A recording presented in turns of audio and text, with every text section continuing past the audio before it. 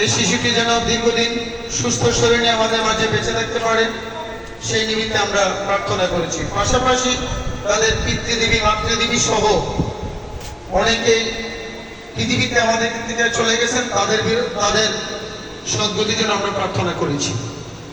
যাই হোক, আসলে আজকে যে আলোচ্য বিষয়, খুব সুন্দর আলোচ্য বিষয় আমার শ্রদ্ধেয় ঋত্বিক দেবতা বেঁধে দিয়েছেন, সুসন্তান শ্রী ঠাকুর অনুকূলচন্দ্র। আসলে বর্তমান প্রেক্ষাপটে এই যে বাণীটি ঋত্বিক দেবতা দিয়েছেন খুবই প্রযোজ্য। একমাত্র কিন্তু সৃষ্টির থেকে শুরু হয়। ওই জন্মটা যদি সঠিকভাবে না হয় তাহলে এই সমস্যা।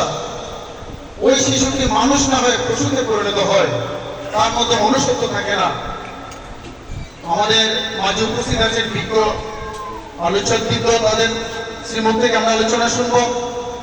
আমরা আলোচনা লোকালিটি করি, আমরা আজকে আলোচনা শুনতে আসছি। বিশেষ করে আমাদের ঋত্বিক দেবতার কাছ থেকে আমরা আলোচনা শুনবো।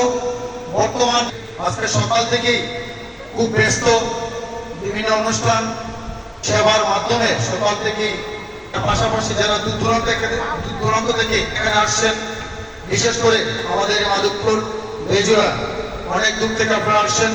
আসলে রেখে আমার বক্তব্য সবাইকে জয় গুরু। ধন্যবাদ।